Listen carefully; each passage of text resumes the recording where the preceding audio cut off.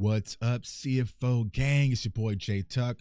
Real Cowboys fans stand up. And today I want to talk about a hot topic button, and that is our right tackle, Terence Steele.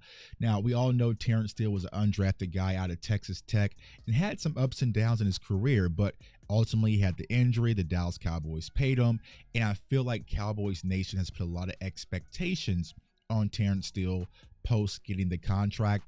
And I'm often getting in the chat, yo, we need to move on from Terence. Tuck, we need to get rid of Terence. He sucks. He's this, he's that. Y'all know we just don't talk out of emotion. We let the film talk. So I wanted to break down the film when it comes to Terence Steele. Now, let's go ahead and get into the game Sunday versus the Pittsburgh Steelers. And it was a tough matchup. Now, there's going to be some good, there's going to be some bad, and there's going to be some ugly. And I think that is what's causing the talking point when it comes to Terence Steele. Like, should we move Tyler Guyton to right tackle, this and that? Me personally, I think that Terence Steele needs to be the starter on our offensive line. There's just some things that needs to be fixed. Now, let's start with the good. The one thing that I'm excited that the Cowboys got back to doing on Sunday is running behind the right side. So you're going to see this combo block with Terence Steele and Zach Martin, right? Zach's going to take the 4, Terence going to take the 9, and they're going to wash this defensive tackle out and create this big gap in running lane for Rico. And I think this really helped the running game, Sunday, because we had to get back to it. We had to get back to power football. But when you watched our run blocking up front, we just wasn't moving people off the ball.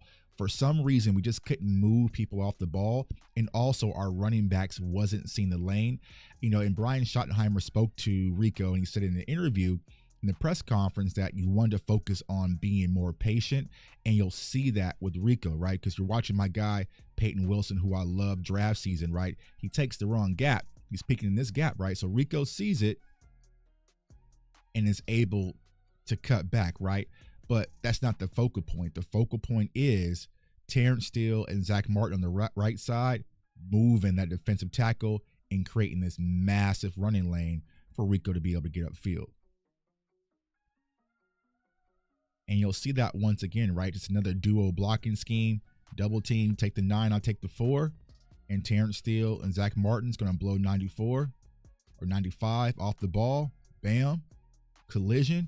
And watch Rico's vision, right? Watch Rico's. He's reading Peyton Wilson right now. He probably wants to come right back in this gap, right? But this time, Peyton Wilson's there. He sees him peeking, and he makes the cut back, right? He cuts back behind Terence and Zach to get upfield, right? So once again, with the blocking scheme, being able to move people off the line of scrimmage and get physical, it sets the tone for your offensive line. I know in some of the other games we've been trailing, our defense couldn't get stops, right? So we kind of forced ourselves into passing situations early. But I think if you really want to get Terence Steele specifically, you have to get the run game going. Any offensive lineman will tell you they prefer to come downhill versus being on their heels all game in pass pro. This lets them set the tone. This lets them set the attitude. And Mike McCarthy did that on Sunday. Now, let's get over into the passing pro game, right? It's going to be a little bit different, right? And actually, this is the wrong guy, right? It's Tyler Guyton. I was actually going to do a Tyler Guyton film session, but we switched over to Terence Steele. So, boom, we're going to focus on Terence, right? Wrong circle. All right, so Terence Steele, he's matched up versus TJ Watt. And I would tell you guys this, man. TJ Watt, he is freaking phenomenal. Like I'm not a Pittsburgh Steeler guy, but man, I damn near wanted to do a breakdown on TJ Watt. So, we know what he is, defensive player of the year. Like, he's extremely talented. So Terence was going to have his hands full all game. It just is what it is. So overall, I think Terence did well versus TJ, but there's some things that I think that Terence needs to improve. Now, you see TJ, he's always lining up kind of like this Y9 technique, right? So good kick from Terence. Watch his first step right here. Bam. Okay. But the hands need to be a little bit better. And this is the one thing I'll say about TJ Watt, man. His hands are violent, quick. I mean, he has a full toolbox, right? Because when I do film breakdowns, especially on the defensive side of the ball, I'm always talking about hands. Look at that. Swipe. The back of the shoulder pad was another rip, right? But what Terence does a good job is just washing him out, right? Just wash him out. Even if you get beat, if you can just wash him out to play where Dak Prescott can step up in the pocket and make the throw, that's perfectly fine. That's all you need for Dak Prescott to kind of stay in that pocket, not get collapsed on, and find Jake Ferguson down the field. But it was definitely a battle. But like I said, overall, he had a solid day versus TJ Watt, which a lot of people can't, live to talk about battling versus TJ Watt. On this play right here again, you'll see TJ lined up wide. Good kick from Terence. Hands, rip. Just wash them all out the play. Wash them all out the play and create a clean pocket. So, like I said, there was a lot of good pass pro reps from Terence Steele versus one of the best edge rushers in all of football, right? So I know a lot of people will say, Tucky has to go. I've seen enough, right? I'll tell you the real issue when it comes to Terence Steele as we progress through this video, right? But overall, he had a solid day versus one of the NFL best, NFL elite. So, all right. So once again, you'll see Terence Steele lined up. Going to send tight end out in motion. I like that, right? Our motion percentage actually increased last game. Hallelujah, hallelujah, right? But you'll see TJ Watt, bam. Here comes Terence, hands, and he's lunging a little bit. He's lunging a little bit, right? So you'll see that often a little bit with Terence. But like I said, he was battling, but you'll see him often kind of lunge. And when you lunge versus the elite defensive ends, they'll definitely make you pay the price. He's lunging. It's kind of a little push-pull technique. And luckily, Dak Prescott was able to get rid of the ball to find, I think that's Jalen Tolbert, right? So, some of those things I think this Terence kind of struggles with is, one, you don't want the defensive end to get to your numbers first. Bam, he gets to your numbers. He has to leverage. He's driving. There's a pull, swim, and almost gets to Dak Prescott. He doesn't get to him this time. Now, this is a little of a combination, right? And I'll say this, this has been one of my biggest critiques when it comes to Dak Prescott, is that I would like from him to feel the pressure a lot more and step up and use your legs, bro. Like, I don't know. I mean, old man Dak, I get it, right? You don't want to be, some of these other quarterbacks when you're taking off running. But on this play right here, once again, Terence does a good job of just washing TJ Watt out the play, right? Just washing him out, ride him on out, right? So then look at this massive lane, right? And finally, I was screaming on my TV, yo, Dak, step up in the pocket. It's there.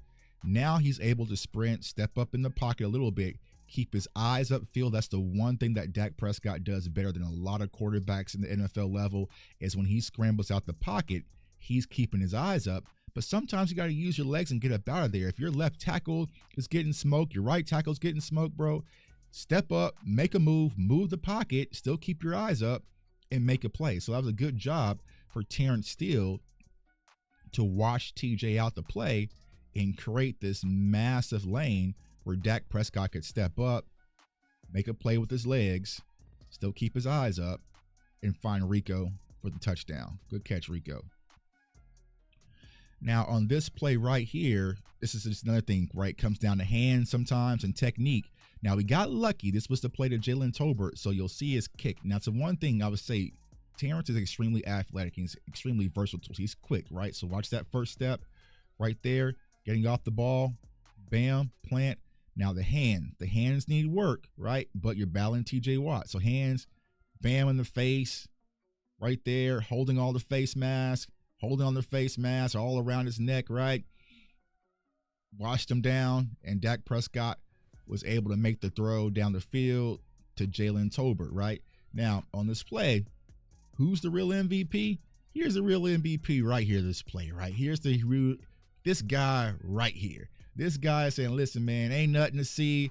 I ain't calling nothing, man. Dude might be a Cowboys fan. We need to send homeboy a gift card, whatever you like, man, because he definitely looked out for us on this play, because 9 times out of 10, this would have probably been a holding, especially if you have the Dallas Cowboys star on your helmet. So like I said, when it comes to, Terence, just the hands need to be a little bit better, a little bit sharper. But once again, you're battling against one of the best in the NFL. So it's going to happen, but we dodged a huge bullet there.